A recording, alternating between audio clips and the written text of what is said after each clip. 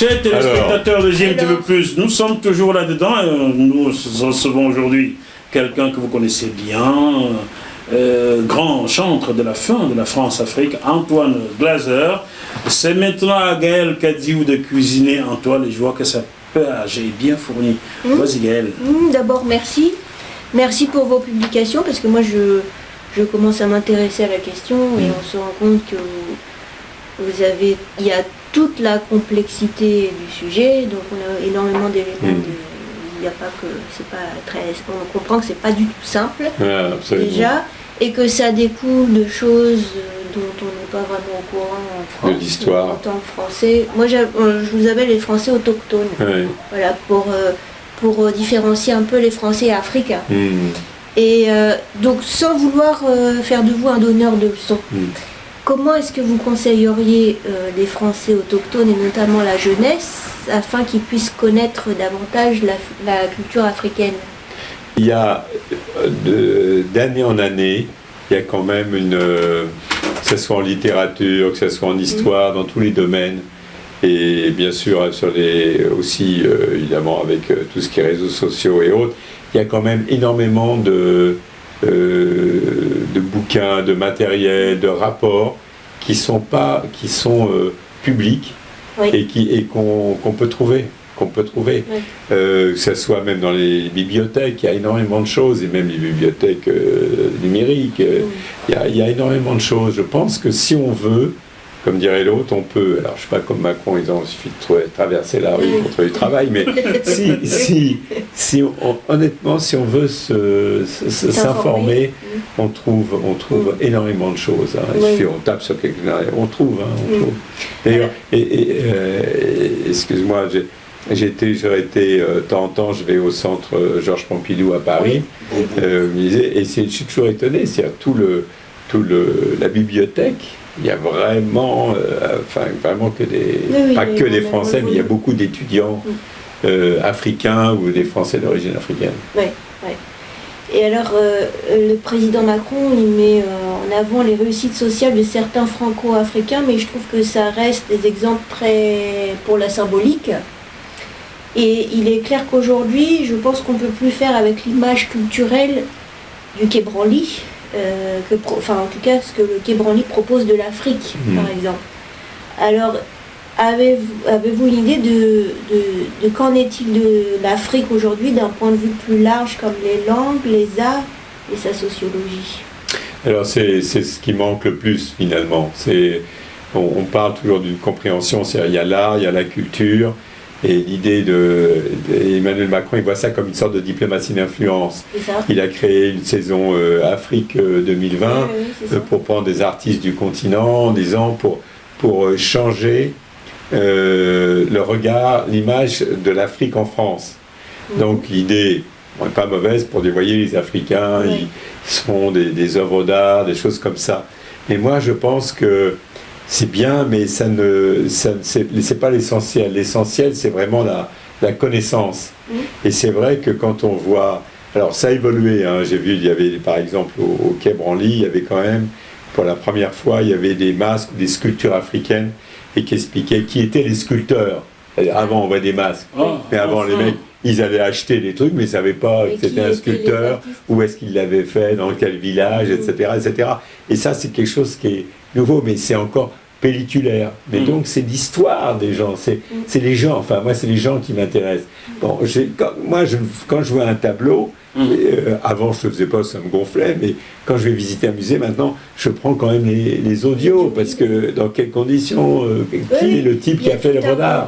Il y a le contexte historique de la personne, il y a aussi son histoire personnelle, je veux dire, qu'on écrive un livre ou qu'on fasse un tableau, il y a toujours une part de la personne. Complètement.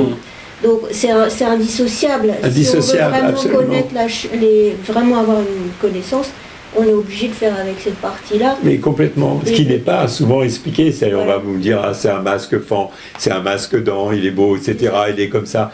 Mais on ne va pas expliquer dans quelles conditions, comment il a été créé. C'est comme si...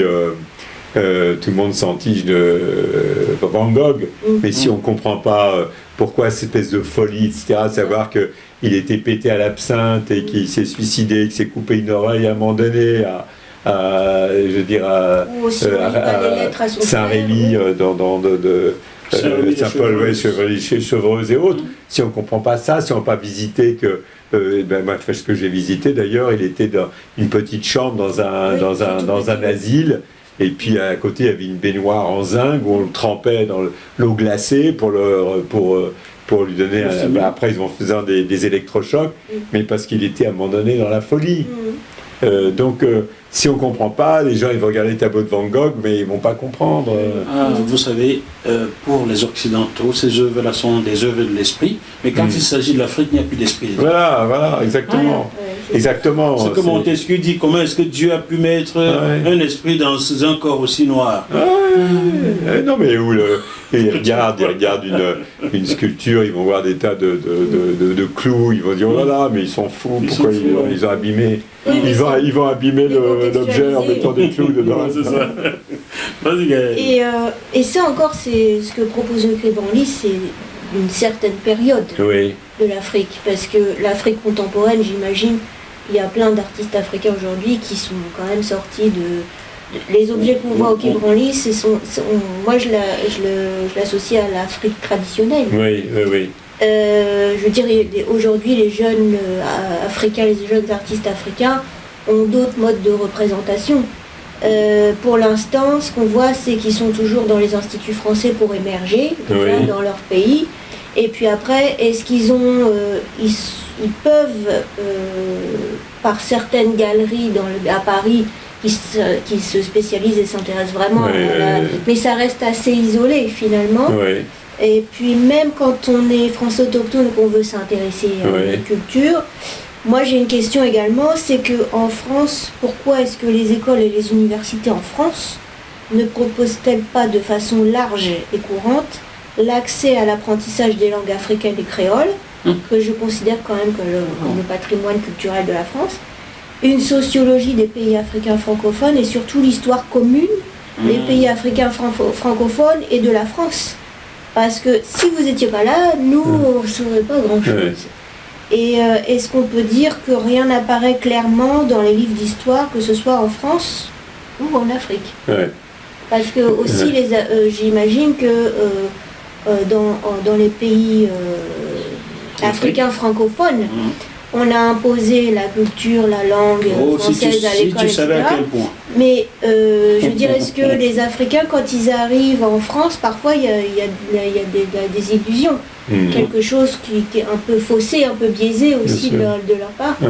Je ne sais pas, qu'est-ce que... La première chose, c'est vrai que au début de la question là, sur les artistes, en particulier africains d'art contemporain et autres, malheureusement la France, bon maintenant ça vient un peu, mais a pris énormément de retard par rapport au monde anglo-saxon. Ça veut dire, moi je suis toujours surpris que la seule exposition de salon d'art contemporain africain à Paris, ce sont les Anglais, un truc qui s'appelle AAK chaque année, qui s'appelle Also Known as Africa, et ce sont les Anglais qui viennent dans le Marais exposer et qui invitent des journalistes, des trucs sud-africains et autres. Donc la France très en retard là-dessus. Aux États-Unis, il y a énormément de choses aussi. Ça, c'est la première réponse. La deuxième, c'est vrai que la France est mis très tard à accepter d'enseigner des langues vernaculaires, des langues africaines. Ça commence, même RFI maintenant, ils font du bambara, ça commence, mais avec beaucoup de retard. Ce qui montre aussi cette espèce de France-Afrique, c'est-à-dire en disant on va tout apporter, ils n'ont qu'à apprendre le français, etc. C'est à sens unique. C'est à sens unique. Donc ça, la France est très en retard là-dessus. Et sur l'histoire, alors là, il y a un problème aussi, même dans la recherche. Comment il s'appelle? Il y a un chercheur au Collège de France qui a fait un gros bouquin récemment sur l'Afrique, je ne sais plus, son nom va me revenir, et lui-même disait que la France est très en retard au niveau de la recherche sur l'oralité en Afrique. L'Afrique, c'est l'oralité, donc les recherches, il devrait beaucoup plus y avoir de travail sur l'oralité, puisqu'il n'y a pas de livre, mais il y a les discours dans les villages, etc. Je te conseille d'entendre il y a tout un truc sur l'oralité. Ce que je sais de l'histoire du génocide de l'Amérique, c'est ma maman Voilà. qui avait ton âge, Ouais. qui me l'a raconté depuis ma tendre enfance jusqu'à mon âge adulte. Je n'avais pas lu un seul bouquin sur le génocide Bamileke avant l'âge de 30 ans. Parce qu'il n'y en avait pas au Cameroun. Donc l'oralité, très importante. Ah ben oui, bien sûr. Et là, tu vois, il commence, mais il y a des milliers de choses, des discours et autres, il n'y a pas... Sinon, par exemple, même des présidents comme Houphouët-Boigny, lui, il avait son Afrique de jour avec... toujours à la présidence, il y avait un gouverneur Néret, un Belkiri qui étaient souvent d'ailleurs des Martines français et de Martiniquais, Guadeloupéens et autres, donc qui géraient l'administration, tout ça, ou l'armée, mais il avait son Afrique de nuit avec son oralité pour aller voir le Moronaba dans les pays voisins. Mais c'était l'Afrique, il faut que l'Afrique arrête d'être schizophrène, c'est-à-dire de gérer, avoir ce qui compte, c'est l'oralité, et ce qui est sérieux, c'est écrit. Oui. Et c'est vrai que l'histoire de ce... il s'appelle Fauvel, je crois, le chercheur, le professeur, là, le professeur Fauvel, qui a fait tout un truc au Collège de France sur l'Afrique et autres, c'est lui qui a fait tout ça. Et lui-même, ça m'a surpris. J'avais été à un débat où il disait, c'est vrai qu'on est très en retard sur l'oralité. Et alors, une dernière question, là, dans l'interview avec le président Macron, la page 249, il dit « J'ai raté ce coche-là parce que ça a été vu comme le président ne s'intéresse pas aux banlieues. » Parce qu'on a aussi les Africains, français et Africains en banlieue. Moi, c'est les premiers rapports avec l'Afrique. Hein. Bien sûr. Depuis mon enfance, j'étais en école publique avec beaucoup d'Africains et je ne comprenais pas cette distance déjà et ce dialogue. Du coup, je me suis rendu compte des manques que moi j'avais. Et puis aussi de vouloir m'intéresser à eux. Et qu'est-ce qu'il entend par avoir raté le coche? Parce qu'à un moment donné, c'est par rapport, parce que c'est vrai qu'on on voit pas les questions, hein. On a mis des intertitres de toutes ces déclarations avec lui, et à un moment donné on lui avait dit votre CPA c'est très bien, mais ils sont quand même les premiers de cordée, et dans les banlieues, les gens, quand vous faites des sondages, le problème c'est non seulement c'est les inégalités, etc. Puis vous avez des diasporas africaines, ils disent attends, nous on est français comme toi, on n'a pas envie d'être diaspos. Il y avait les deux. Et donc c'est pour ça qu'il dit on a raté le coche, c'est-à-dire le coche des banlieues, parce que son mouvement de République en marche, on voit bien que c'est pas qu'on a fait un chapitre sur tous les députés qui sont des Français d'origine africaine, mais ils sont frustrés parce qu'ils ne sont pas entendus. Ça veut dire le plafond de verre sous Macron, il est le même que ses prédécesseurs. Les prédécesseurs, que ce soit dans les partis politiques et autres, on n'a pas vu... Enfin, on a fait une enquête auprès de tous les Français d'origine africaine, les députés et autres, et il y a un certain nombre d'entre eux, par exemple, qui voulaient être dans le bureau de la République en marche à l'Assemblée nationale, et ils ont été écartés, on leur a donné un poste à côté, c'est-à-dire au sein même de l'appareil de Macron, politique de Macron, on ne voit pas. C'est toujours problématique. C'est toujours problématique. Le plafond de verre pour tout Africain. Voilà. Noir c'est noir, il n'y a plus d'espoir. Ben voilà. Merci Gaël. Tu as fait du bon travail, hein? Ne t'en va pas. Dans ton livre, Antoine, il va le dédicacer pendant que je vais lire la 4e de couverture de ce beau livre, Le piège africain de Macron, du continent à l'Hexagone. Voilà, Antoine, tu as ton stylo, tu viens dédicacer. Ensuite, Gaël cédera sa place à Pierre. Alors, voilà, je lis ceci. Oui, Gaël, G-A-E-L. Pas de... Non, c'est à la bretonne. Mai 2017. 15 ans après son stage d'énarque au Nigeria, Emmanuel Macron est élu président de la République française. Il promet de faire souffler un vent nouveau sur les relations avec le continent africain. Fort de sa jeunesse et de son libéralisme, il dénonce une France-Afrique post-coloniale dont il ne se sent pas comptable et mise sur les nouvelles générations pour réconcilier les mémoires des deux côtes de la Méditerranée. Mais il se heurte vite au réel. Les autocrates, à la longévité exceptionnelle, ne tardent pas à lui rappeler qu'ils sont les derniers des Mohicans. 14 ou 15 aujourd'hui. On est le 15. On est le 15, oui, c'est vrai, Antoine. des Mohicans à défendre les intérêts français en Afrique comme dans les organisations internationales. Merci beaucoup. Sur un continent mondialisé et redevenu géostratégique, la France ne pèse guère plus que par son armée dans le Sahel et quelques empires économiques familiaux. Ça, c'est la moitié de la 4e page de ce livre que nous vous recommandons, publié donc chez Fayard à Paris, Le piège africain de Macron, d'Antoine Glaser et de Pascal Hérault. Il est toujours à Paris, Pascal? Oui, oui, oui. J'aurais dû l'inviter aussi, Pascal. Prochaine fois, mais tu peux invite-le. Moi, je suis un passeur maintenant. C'est lui qu'il faut inviter. Je dis ça à la fin. La séance. Ouais, je suis rien, moi. Fais gaffe, on risque de te confondre. C'est lui qui passe en Libye. Donc. Bon, Gaël, tu vas céder ta place à Pierre qui va venir faire une séance de dédicace avec Antoine. Tu as ton livre, Pierre? Oui, je l'ai, absolument. Viens, Pierre, viens. Tu as aussi le droit à payer Antoine, Pierre. Vu tout ce qui t'a inspiré. Tu as porté ton chéquier aussi? Non? Oui? Alors, ça c'est le mien que je vais dédicacer à Antoine, c'est bien ça? Voilà, oui. Et où est le tien qu'Antoine doit te dédicacer? Il est où? Où est le sien? C'est Antoine qui l'a. Non, c'est moi qui l'ai. Ah, c'est toi qui l'as? J'avais dit que je t'en apporterais un. Oui. C'est dans le sac? Absolument. Bon, dédicace sur ceci et je vais chercher. Gaël, s'il te plaît, le sac d'Antoine est quelque part, tu me l'apportes? Non, je préfère celui qu'Antoine m'a ramené. Ah bon? Bon, vas-y, ça c'est ok, celui-ci c'est le mien, Antoine. Merci de me le dédicacer. Oh, Pierre Moukoko, Pierre Moukoko, tu es terrible. Bon, ça c'est Jackie Moifo. Voilà. Moifo, M-O-I, 2-F-O, voilà.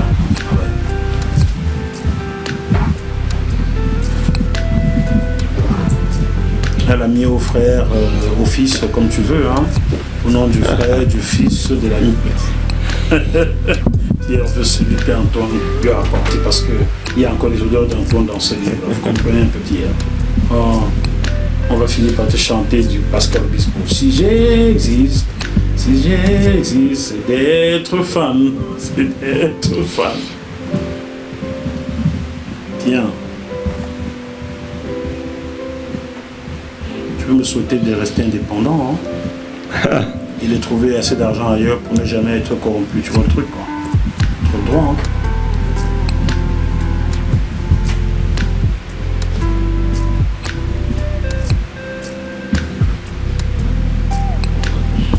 Chers téléspectateurs, je vais vous faire un petit congo ça pour ceux qui comprennent ce que ça signifie. Pierre a préparé tout un texte à dédicacer à Antoine. Je pense que le texte de Pierre finira par produire un autre livre. Je le sens. Qu'est-ce que tu m'as écrit, Antoine? À Jackie Moifo, un ami au long cours, que j'ai toujours plaisir à retrouver, point de suspension devant un écran. En toute amitié indépendante. Ah oui, ça c'est formidable ça. Bon, c'est simple la même, mais c'était ringué, c'était à l'époque réservé aux banlieusards, maintenant c'est démocratisé. Vive le Covid. Même dans les beaux quartiers, même. Comme dans les beaux quartiers, non, ça couille. Alors qu'avant c'était banlieue, qu'est-ce que c'est que ça? Oui, la banlieue a des richesses, hein. Oui, remarque, ils font pas tout le... Ils font pas tout le... Ouais. Mais ça finira pas, ne t'inquiète pas. Hein? T'as pas vu maintenant que kiffer là, c'est rentré dans le dictionnaire, je kiffe. C'est celui-là? Ouais, c'est celui de Pierre.